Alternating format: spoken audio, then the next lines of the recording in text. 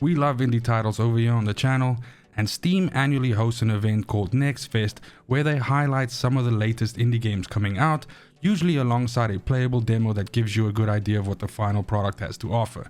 Now, I played close to 100 of these this year, and over the next couple of days I'll be bringing out a series of videos highlighting the ones which I really enjoyed, wishlisted, and which I think might be worth your attention.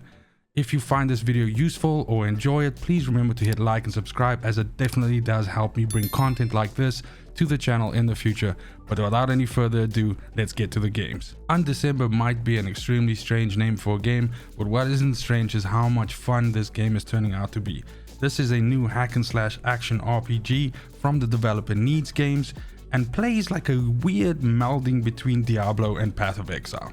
This is releasing on the 12th of October 2022, and as of the creation of this video, only 3 days away, so chances are when you're watching this, it might actually already be out. It's exactly the systems in this game that impressed me so much, because definitely the name of the game is customizability and unique builds. They've done away with the idea of picking a specific class in this game, whereas your builds are rather driven by abilities and additional nodes that you snap into those abilities to further on develop them. That means that you could run around with a sword while casting spells, and you can run around with a bow while summoning minions to walk around and dominate the battlefield. Builds are divided into strength, dexterity, and intelligence types, but there's really no gear or combination restrictions. Rather, the runes or the skills that you combine into your build and link with other skills determine what you are able to cast and what you're able to do. It's this system that makes this seem like the perfect sort of mixture between Diablo and Path of Exile, and allows for almost infinite combinations of skills and different ways of playing the game. These runes can be equipped in different ways and can be augmented, and these all have levels and grades, and they can be upgraded with materials that you find while playing the game, farming in the overworld, and completing quests. The game has a main story that is spread across several acts. This is told through a mixture of voiceover as well as cutscenes, and the portions of the game I was able to see in the demo had a large variety of areas that you could go through and different enemies that you could kill. What is also mentioned by the developer is that once you actually complete this main story, you have in-game content as well in the form of chaos dungeons, which will allow you to escalate the difficulty and compete for better loot, as well as boss raids, which is cooperative content for up to 8 players that can play this together. And the game also features a very robust guild system that has up to 50 members inside it, and allows you to buff guild members as you work together on the different content systems in the game. Now, while I wasn't able to try out some of this in-game activities, I was able to create a level 1 character during the demo and try out some of these different styles of melee, ranged, and magic while playing some of the early quests and the early acts. Overall, I would say that the accessibility in the game also impressed me, due to the fact that you have things like auto potion and auto loot, which is really awesome in games of this genre. And again, what impressed me was that we had all these systems working together, like enchanting and the different augments on the skills, and I essentially ended up with a lot of different ways in which I could kill enemies. The only critique I would give at this point in time, and of course this is not a review of the game in any way or form, that you can look to the channel at coming at a later stage, I would say that overall, just in terms of a perspective, I feel like this is slightly too zoomed in. I always kind of felt like I just wanted to be able to just zoom out a little bit more to see a little bit more of the battlefield, see a little bit more of the action. But honestly though, I have to admit that this is generally a critique of mine with games of this genre, meaning hack and slash action RPGs. I generally feel like I want more of a bird's eye view, but then again, at the same time, when we look at the limitations of the engine and the animation, all of that, there's obviously a lot of benefit to being a little bit zoomed in as well, so you can see all of those detail and see all of those effects popping off. During the last couple of years, the quality of hack and slash action RPGs has grown tremendously, with the releases of Walson and Grim Dawn, for example, and certainly UnDecember looks set to join those ranks, and I can't wait to try it out. As mentioned, I tried close to 100 demos during Next Fest, and some of them, just from the description alone, I could tell that I would definitely like the game, and some of them surprised the hell out of me, and Friends vs. Friends definitely falls in the latter category. This is a online deck-based 1v1 or 2v2 first-person shooter where you start the match off with a randomly chosen selection of cards from your deck. These cards can gift you a weapon like a sniper rifle or a AK-47, or can do weird things like disable your opponent's jump, give yourself a big head, make yourself be able to double jump, deploy a turret, throw out a poison grenade, and a whole bunch of different things. It's impossible for me to articulate just how much fun I had playing this. I was super disappointed I couldn't spend more time playing it due to my time commitments and wanting to cover other titles, but it has so much personality. I mean, just look at this intro. Let me tell you about the friends that invested all they had on a shady site that looked like a scam. It said buy this magic cards to play the coolest game and fight against your friends with no consequence.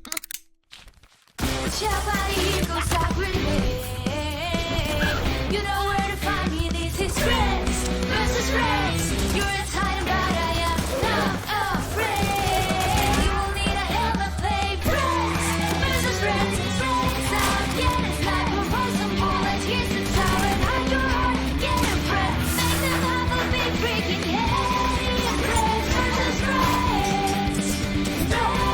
Friends versus friends.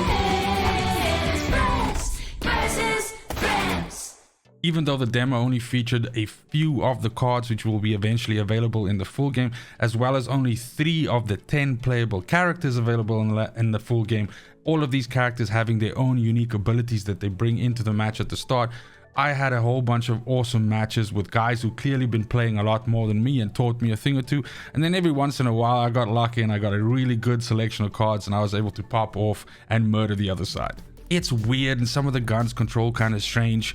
Some of the cards are clearly overpowered. I mean, you're running around on the roof and suddenly somebody uses a card to change into a 15-meter giant with a shotgun chasing you down while the only thing you have going for you is a pistol and your jumps are disabled. But it is just so much fun, and my only true complaint about this game is that currently the release date is not clear. It's on a TBA and most likely we will only see this in 2023. God knows when during the year, but I can't wait for this to come out, and I've never hit a wish list faster than I did with this title. The developer mentions that there will be a full online matchmaking system built in with spectator mode as well as rankings.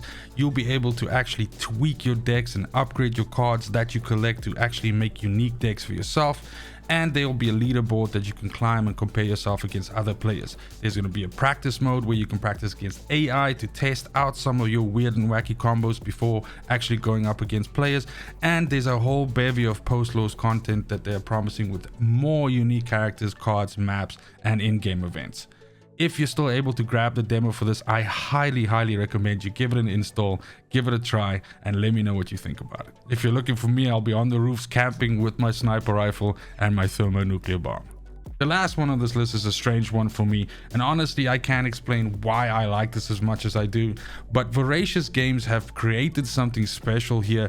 This is Potionomics, which is a simulation strategy RPG where you play a young shop owner that creates potions and then sells those potions through a mini game to people that actually visit your store. The release for this is also around the corner on the 17th of October 2022, and as mentioned, this is a potion crafting shop simulator where you as the protagonist go out into the city and procure ingredients which you bring back and cook up in a pot, making weird combinations into potentially sellable potions. This then starts the mini game portion of the game where every day you essentially create your wares, rack them up, and then have potential buyers coming in and you playing a card game against them with cards that you've unlocked through various other activities in the game. Now, I might be underselling the complexity of this here, but essentially you have to try and separate these customers from as much of their money as possible, which allow you to further on upgrade different things in the shop as well as buy more rarer ingredients. There are other vendors in the game which you can interact with to learn better haggling skills in the form of cards, which you can add to your deck and essentially get better and better at extracting more money out of each potential victim, aka customer. At the same time, you're building relationships with some of the other characters in the game, which can also afford you more advanced card combinations and ways for you to improve the shop even further. This is all held together by some fantastically animated character models, great scenery, and some pretty funny dialogue. This is definitely not the kind of game that I would usually play, and it's with that level of skepticism that I went into this.